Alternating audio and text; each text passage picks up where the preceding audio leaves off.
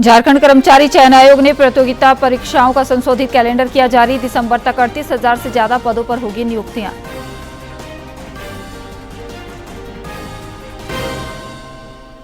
गिरिडीह में बीजेपी नेता और हजारीबाग में क्लिनिक संचालक की हत्या। राज्य की विधि व्यवस्था पर भाजपा ने फिर उठाए सवाल।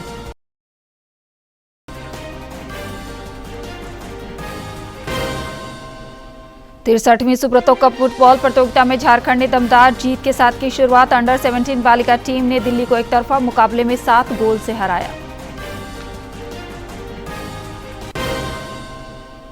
और राज्य में मानसून एक बार फिर सक्रिय। रांची, खूंटी और सिमडेगा समेत राज्य के 17 जिलों में आज भारी बारिश का येलो अलर्ट जारी।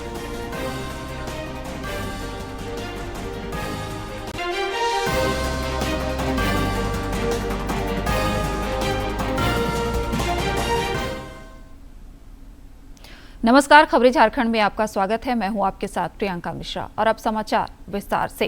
लोकसभा में आज केंद्रीय वित्त मंत्री निर्मला सीतारमण वित्त विधेयक पर चर्चा का जवाब देंगी। इसके अलावा कई विधायी कार्य निपटाए जाएंगे। इससे पहले प्रश्नकाल के दौरान अलग अलग मंत्रालयों से जुड़े सवाल किए गए, जिसका जवाब विभागीय मंत्रियों ने दिया।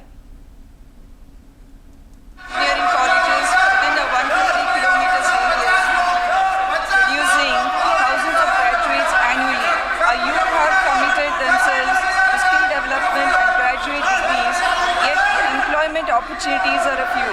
They have to migrate to Tier 1 cities like Bengaluru. Such is a growing reality of many such Tier 2. Rajya Sabha सांसद दीपक प्रकाश ने कहा कि राज्य में सरकार जल जीवन मिशन के लिए केंद्र से आवंटित राशि का सही उपयोग नहीं कर रही है। उन्होंने कल राज्यसभा में अतारांकित प्रश्न में पूछा कि झारखंड सहित राज्य भर में चल रही हर नल हर घर योजना से की राज्यवान वर्तमान स्थिति क्या है। इसके अंतर्गत अब तक कितने परिवार लाभान्वित हुए हैं। इसके जवाब में केंद्रीय राज्य मंत्री वी सोमन्ना ने बताया कि जल जीवन मिशन के तहत झारखंड को 2019 से लेकर अगस्त तक कुल 13,000 करोड़ रुपए की राशि आवंटित की गई, जिसमें से करीब 6,000 करोड़ रुपए जारी किए जा चुके हैं।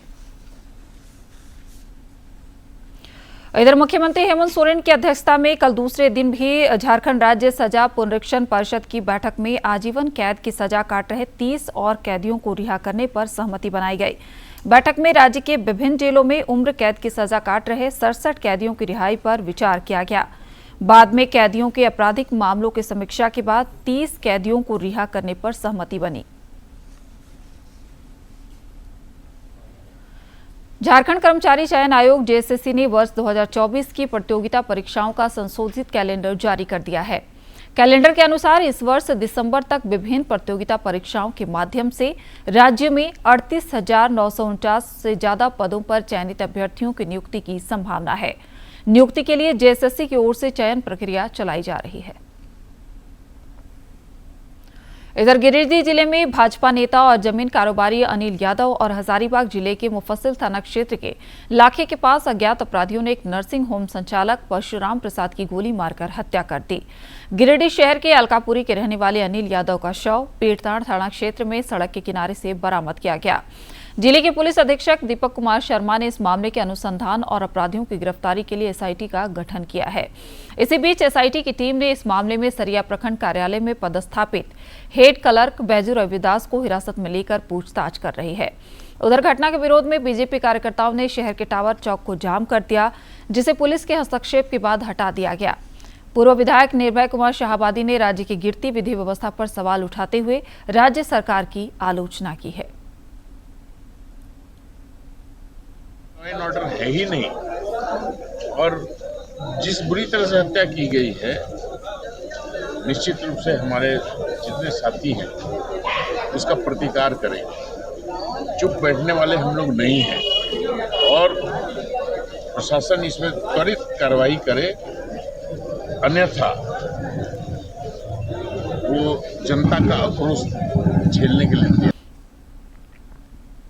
राज्य में एक बार फिर विधि व्यवस्था को लेकर सवाल खड़े हो रहे हैं। राजधानी रांची में दिन दहाड़े अधिवक्ता की हत्या का मामला सुलझा भी नहीं था कि बेलगाम अपराधियों ने स्पेशल ब्रांच के दारोगा को गोलियों से भून डाला। इन घटनाओं के बाद विपक्ष एक बार फिर से सरकार पर पूरी तरह से हमलावर है। झारखंड में बेलगाम हुए अपराधी। झारखंड की कानून व्यवस्था को लेकर उठ रहे हैं सवाल। रांची में दिन दहाड़े पुलिस अधिकारी और वकील की सरेआम हत्या। रांची में वकील और पुलिस अधिकारी की हत्या से लोग दहशत में। लचर कानून व्यवस्था को लेकर विपक्ष हेमंत सरकार पर हमलावर। पुलिस महानिदेशक ने रांची पुलिस को कार्यशैली सुधारने को कहा। राजधानी रांची में एक के बाद एक हाई प्रोफाइल क्राइम की घटनाओं ने पूरे शहर को हिलाकर रख दिया है। पहले अधिवक्ता की दिन दहाड़े चाकू मारकर सड़क पर हत्या हुई। यह मामला शांत भी नहीं हुआ था कि अपराधियों ने कानून के रक्षक दरोगा को मौत की नींद सुला डाला। झारखंड की राजधानी रांची इन दिनों क्राइम की राजधानी बनती दिख रही है। 3 अगस्त को रांची के सुखदेव नगर में दिन दहाड़े बेलगाम अपराधियों ने अधिवक्ता की चाकू गोदकर हत्या कर दी। इस घटना को 24 घंटे बीते भी नहीं थे कि अज्ञात अपराधियों ने स्पेशल ब्रांच में तैनात दारोगा अनुपम कश्यप की गोली मारकर हत्या कर दी। अपराधियों ने दारोगा के सीने में 3 गोलियां मारी, जिससे घटनास्थल पर ही उनकी मौत हो गई। रांची के वरीय पुलिस अधीक्षक चंदन कुमार सिन्हा ने इस मामले की जांच के लिए एसआईटी का गठन किया है। हत्या क्यों हुई इसके बारे में एसआईटी गठन किया गया है। एसआईटी में रूरल एसपी हेड हैं और लगभग 8 थाना प्रभारी और इसके अलावा कई सब इंस्पेक्टर और टेक्निकल सेल के बंदे हैं। एफएसएल की टीम को बुलाया गया है। एसआईटी की टीम को टास्क बांटा गया है। स्पेशल ब्रांच के दारोगा की हत्या और हाल के दिनों में रांची में बिगड़ी विधि व्यवस्था को लेकर राज्य के पुलिस महानिदेशक अनुराग गुप्ता भी चिंतित है। उन्होंने इसको लेकर एक महत्वपूर्ण बैठक की, जिसमें आईजी, डीआईजी, एसएसपी, एसपी, सभी डीएसपी और थाना प्रभारी मौजूद थे।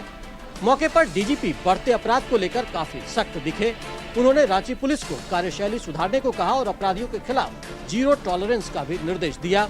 मैंने अपराधियों पर नियंत्रण और पब्लिक के प्रति संवेदनशीलता, ये हमारे 2 सबसे इम्पोर्टेंट मैसेज थे। अड्डाबाजी जहाँ पे होता है, रांची शहर में कई जगह पे हम लोग सुनते हैं अड्डाबाजी होती है। उन अड्डाबाजी वाले जगहों को चिन्हित करना, वहाँ पे कड़ी कार्रवाई करना। उधर मुख्य विपक्षी दल भारतीय जनता पार्टी ने इस दोनों घटनाओं को लेकर राज्य सरकार को कटघरे में खड़ा किया है। भाजपा के प्रदेश अध्यक्ष बाबूलाल मरांडी ने घटना पर दुख व्यक्त करते हुए पूरे मामले की जांच और अपराधियों की जल्द गिरफ्तारी की मांग की है। श्री मरांडी ने तो यह भी कहा कि आज राज्य में अपराधियों की हिम्मत इस कदर बढ़ी है कि लगता है कि सरकार को अपराधी और गुंडे ही संचालित कर रहे हैं। बाबूलाल मरांडी ने सोशल मीडिया पर झारखंड में अपराध से जुड़ा एक डाटा भी जारी किया। श्री मरांडी के मुताबिक झारखंड में प्रत्येक घंटे औसतन 8 आपराधिक घटनाएं हो रही है और यह हर रोज 73 है। मुझे लगता है कि जिस प्रकार से अपराधी ने बेखौफ होकर के अपराध किया और वो भी स्पेशल ब्रांच के जवान को मारा, तो हमें लगता है कि तत्परता के साथ बिना विलंब अपराधी को पकड़ और बहुत कठिन नहीं। उधर भाजपा के प्रदेश प्रवक्ता प्रतुल सहदेव ने कहा कि राजधानी रांची में अपराधी बेलगाम हो गए और हेमंत सरकार में विधि व्यवस्था चौपट हो गई है। हत्याएं, गैंग रेप की घटनाएं, छिनतई की घटनाएं पूरे तरीके से राजधानी रांची को मुख्यमंत्री हेमंत सोरेन जी ने आदर्श कैपिटल यानी आइडियल कैपिटल बनाने की बात की थी, लेकिन क्राइम कैपिटल बना दिया। साहब यहाँ महफूज नहीं है लोग, शाम होते अब दुकानें बंद होने की नौबत आ गई है। अधिवक्ता की हत्या और रांची में बढ़ते अपराध पर झारखंड हाईकोर्ट ने भी संज्ञान लिया है। हाईकोर्ट की खंडपीठ ने मौखिक रूप से झारखंड पुलिस को बढ़ते अपराध को रोकने का कड़ा निर्देश दिया और मौके पर मौजूद डीजीपी और एसएसपी को पीड़ित परिवार को सुरक्षा और जल्द से जल्द चार्जशीट दायर करने को कहा।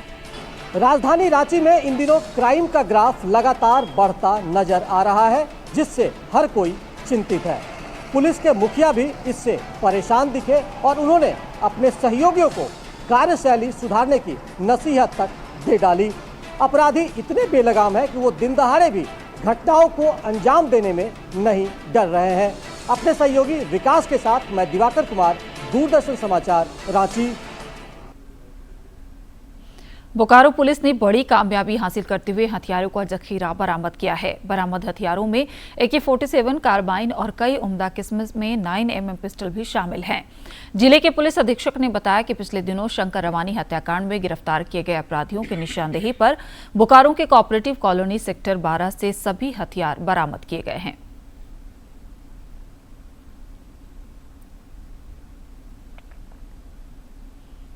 के बच्चों के लिए शंकर रवानी की हत्या की गई थी। इस संबंध में हरला थाना 78-24 कांड अंकित किया गया था। इस कांड में वांछित अभियुक्त वीरेंद्र प्रसाद की गिरफ्तारी एवं उसकी निशानदेही पर आज बड़े पैमाने पर हथियारों की बरामदगी हुई है। इसमें मुख्य रूप से जो बरामदगी हुई है उसमें AK-47, उसके 2 मैगज़ीन, एक कार्बाइन, उसके 2 मैगज़ीन, साथ में चेक रिपब्लिक मेड एक 9mm का पिस्टल, एक इटली मेड 9mm का पिस्टल, एक रेगुलर जो पुलिस इस्तेमाल करती है 9mm का पिस्टल, एक रिवॉल्वर, एक कंट्रीमेड पिस्टल, साथ में बड़े पैमाने पर सभी हथियारों का कारतूस की बरामदगी हुई। पूर्वी सिंहभूम पुलिस ने छिनताई और रंगदारी के मामले में कुल 7 अपराधियों को गिरफ्तार किया है। जिले के ग्रामीण पुलिस अधीक्षक ऋषभ गर्ग ने बताया कि अपराधी गिरोह बनाकर छिनताई और रंगदारी की घटनाओं को अंजाम देते थे।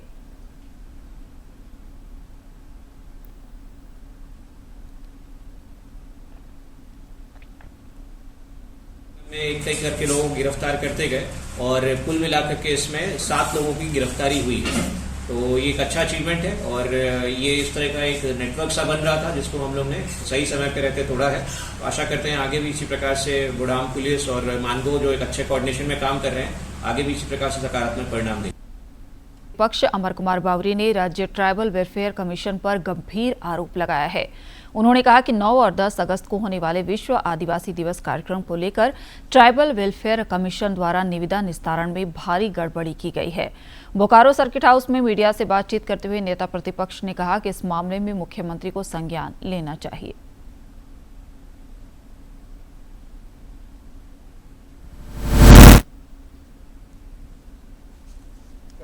इस तरह से जो गैप है वो 2 करोड़ 13 लाख का होता है।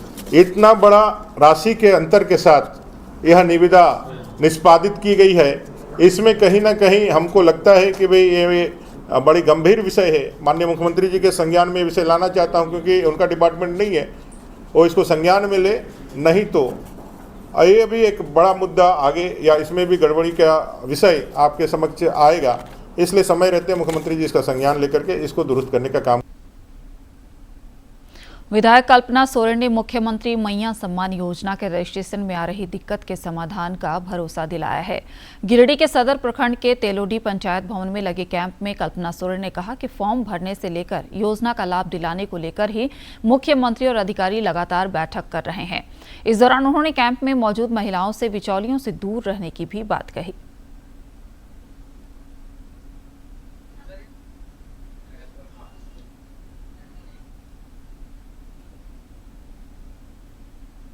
हमारे माननीय मुख्यमंत्री जी की तरफ से बहुत बहुत धन्यवाद और आभार करती हूँ कि इतनी बड़ी संख्या में आप लोग यहाँ आए हैं और वो चाहते हैं एक भाई का अपनी बहन के लिए जो एक प्यार होता है, वो यही चाहते हैं कि जो कठिनाई आपको आ रही है उसके लिए वो जल्दी से समाधान निकाल करके अभी मीटिंग करके आपके सामने में एक नए रास्ते आ रहे हैं और वीडियो साहब भी है यहाँ पर में, और सारी महिलाएं इस योजना से।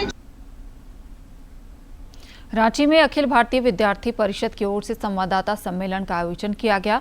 संवाददाता सम्मेलन को परिषद के राष्ट्रीय महामंत्री एकलव्य शुक्ला ने संबोधित किया।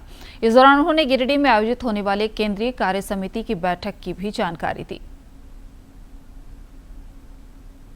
कैंपसों में खास करके बड़ी संख्या में छात्रों की अनुपस्थिति रह रही है। स्टूडेंट एडमिशन लेते हैं, बाद में वो कहीं ना कहीं किसी काम में चले जाते हैं या फिर उनको इस बात का भान नहीं है कि हम कैंपस में चढ़ आकर के ही अपने कैरियर को एक शेप दे सकते हैं, अपने कैरियर को एक आयाम दे सकते हैं। इसलिए एबीवीपी ने निर्णय किया है कि हम पूरे देश भर में परिसर चलो अभियान के माध्यम से हम पूरे देश भर में परिसर चलो अभियान ड्राइव। स्वास्थ्य विभाग के प्रधान सचिव अजय कुमार सिंह ने कल जमशेदपुर स्थित एमजीएम अस्पताल का औचक निरीक्षण किया। इस दौरान अस्पताल की बदहाली पर उन्होंने नाराजगी व्यक्त की। स्वास्थ्य विभाग के प्रधान सचिव अजय कुमार सिंह जमशेदपुर स्थित एमजीएम चौक का औचक निरीक्षण करने पहुंचे। इस दौरान मरीजों को फर्श पर लेटा देख वे काफी नाराज हुए। श्री सिंह ने इमरजेंसी से लेकर आईसीयू तक का निरीक्षण किया। हर जगह बदहाली और कबाड़ को देखते हुए उन्होंने चिकित्सकों को जमकर फटकार लगाई। चेंज करेंगे, हम चेंज करेंगे अधीक्षक, उपाधीक्षक और प्रिंसिपल का सारा नए सिरे से मेडिकल कॉलेज यहाँ पे तो ऑलरेडी बना दिया, बट वो हम लोग देख रहे हैं कि कौन अच्छा काम कर सकता है, उसको हम लोग बेहतर। श्री सिंह ने कहा कि सरकार की ओर से अस्पताल के रख रखाव और मरम्मत के लिए 5 करोड़ रुपए दिए जा रहे हैं।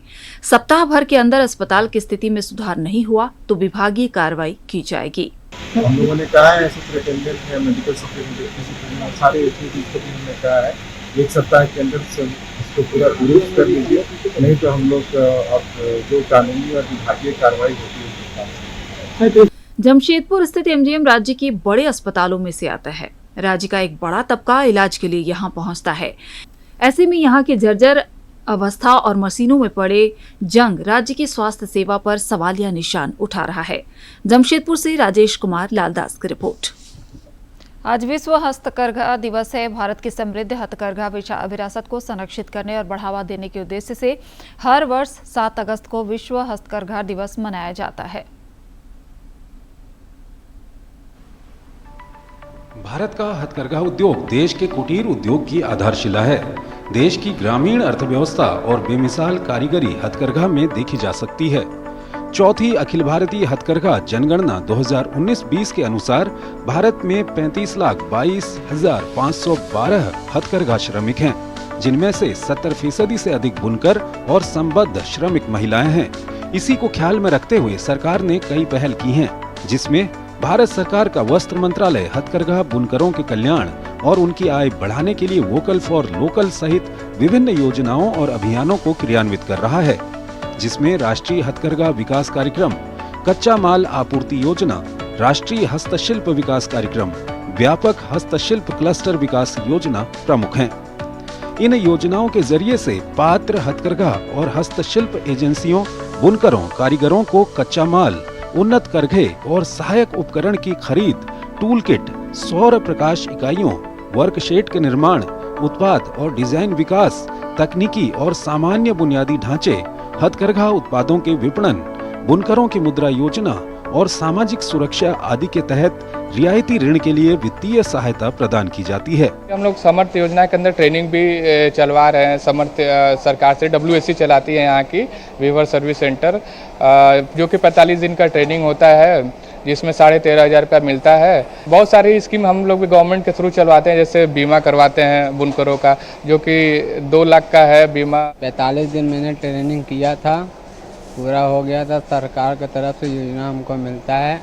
ऐसा ही बुनकरों का काम चलता रहे और काम करने में बहुत आराम है, बहुत बढ़िया भी लगता है मुझे। मैं 18-20 साल से बुनकर में जुड़ा हुआ हूँ और क्या नाम है, समर ट्रेनिंग भी यहाँ पे तरफ से चलता है और बहुत से यहाँ पे लड़कियों को प्रशिक्षण किया जाता है ट्रेनिंग के द्वारा। एक जिला एक उत्पाद जैसी योजनाएं भी हथकरघा को बढ़ावा दे रही हैं। इसके अतिरिक्त मंत्रालय वस्त्र क्षेत्र में क्षमता निर्माण योजना के तहत कौशल उन्नयन कार्यक्रम आयोजित कर रहा है। वर्ष 2022 तक कपड़ा मंत्रालय ने 91 हथकरघा क्लस्टरों को 76.6 करोड़ रुपए की वित्तीय सहायता प्रदान की है। हथकरघा संवर्धन सहायता के तहत सरकार ने 1109 बुनकरों के करघे और सहायक उपकरण की लागत का 90% वहन किया।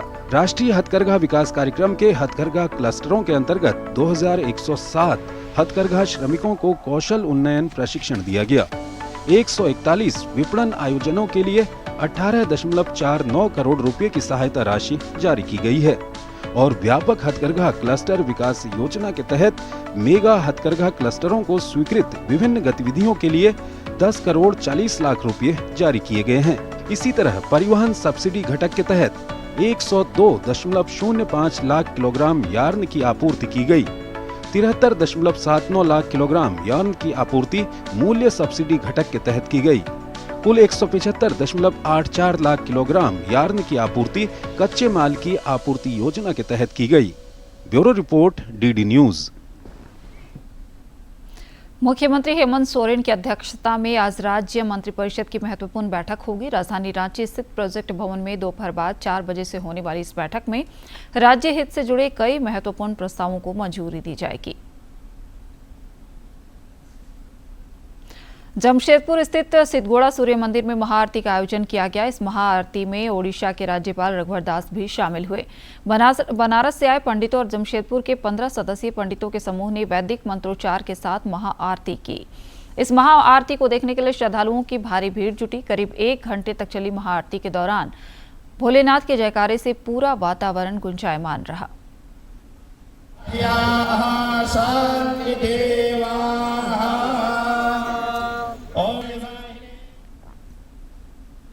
गढ़वा जिला मुख्यालय से लगभग 12 किलोमीटर दूर पर बाबा महादेव का एक अत्यंत प्राचीन मंदिर है। बाबा यहां खोनहरनाथ के नाम से जाने जाते हैं। बाबा खोनहरनाथ का मंदिर सिर्फ गढ़वा जिला वासियों के लिए ही नहीं बल्कि अन्य जिले और राज्य से आए लोगों के लिए भी आस्था का केंद्र है। गढ़वा जिला मुख्यालय से लगभग 12 किलोमीटर दूर बाबा खोनहरनाथ के मंदिर में सालों भर भक्तों का तांता लगा रहता है। सावन के महीने में यहाँ दूर दराज से लोग बाबा का जलाभिषेक करने पहुँचते हैं। मंदिर के पुजारी बताते हैं कि बाबा खोनहरनाथ आदि काल से विराजमान हैं। उन्होंने ग्रामीणों के सपने में आकर अपनी उपस्थिति बताई थी। बाबा खोनहरनाथ का प्राचीन इतिहास यह है, चट्टान है 10 कट्ठा में और वहाँ पर इसी तरह का गुफा जो है सो बना हुआ है और मंदिर का प्रमाण मिलता है कि खुदाई में जो है एक दो जो है जो चीज है मिला हुआ, उससे पता चलता है कि मंदिर मुगल काल में ये भी मंदिर तोड़ा गया है। खोनहर में बसे भगवान शिव के दोनों ओर सालों भर गंगा उपस्थित रहती है। कहा जाता है कि सच्ची श्रद्धा से जो भी भक्त बाबा की आराधना करते हैं, बाबा खोनहरनाथ उनकी मनोकामना पूरी करते हैं। यहाँ मान्यता है कि यहाँ पे लोग जो मांगते हैं वो पूरा होता है। हमारे साथ खुद भी जो भी बाबा से मांगा है वो पूरा हुआ है। हम लोग तो एक्चुअली हर सोमवार को ही यहाँ आते हैं। बाबा खोनहरनाथ मंदिर में हम लोग प्रायः हमेशा ही बाबा के दर्शन करने के लिए आते हैं और बाबा के द्वारा हम लोग जो भी मनोकामना मांगते हैं वो लगभग पूर्ण होती है। कितना रखते हैं उसमें हम लोग 10-20 लोग आते हैं, गढ़वा से आते हैं, डालडंगन से आते हैं, शिक्षक साथी लोग आते हैं और ये हम उम्मीद कर सकते हैं कि जो भी हम ये इच्छा लेकर के आते हैं इच्छा मेरा पूर्ण होता है। बाबा दिल्ली के तेजस फुटबॉल मैदान में आयोजित 63वीं सुब्रतो कप फुटबॉल प्रतियोगिता में झारखंड ने दमदार जीत के साथ शुरुआत की है। झारखंड की अंडर 17 बालिका टीम ने कल अपने पहले मुकाबले में एकतरफा मुकाबले में दिल्ली को 7 गोल से पराजित कर दिया। मुकाबले में बबीता कुमारी ने 3, पुनीता कुमारी ने 2 और पूजा कुमारी और संजना उरांव ने 1-1 गोल लेकर झारखंड को जीत दिलाई। रांची समेत राज्य भर में मानसून एक बार फिर सक्रिय है। मौसम विभाग ने आज रांची, खूंटी, सिमडेगा समेत 17 जिलों में भारी बारिश का येलो अलर्ट जारी किया है। मौसम वैज्ञानिक अभिषेक आनंद ने बताया कि पश्चिमी बंगाल के गांगेय क्षेत्र से लेकर समीप के बांग्लादेश के ऊपर एक साइक्लोनिक सर्कुलेशन बन रहा है। इसके प्रभाव से राज्य में बारिश के आसार हैं।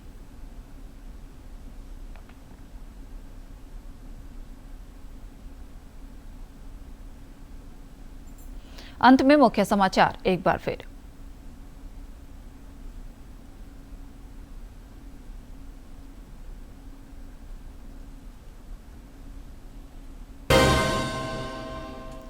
झारखंड कर्मचारी चयन आयोग ने प्रतियोगिता परीक्षाओं का संशोधित कैलेंडर किया जारी। दिसंबर तक 38,000 से ज्यादा पदों पर होगी नियुक्तियां।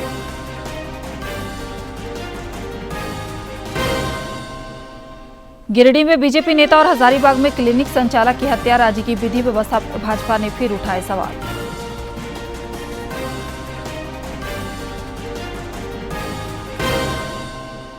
तिरसठवीं सुब्रतो कप फुटबॉल प्रतियोगिता में झारखंड ने दमदार जीत के साथ की शुरुआत। अंडर 17 बालिका टीम ने दिल्ली को एकतरफा मुकाबले में 7 गोल से हराया।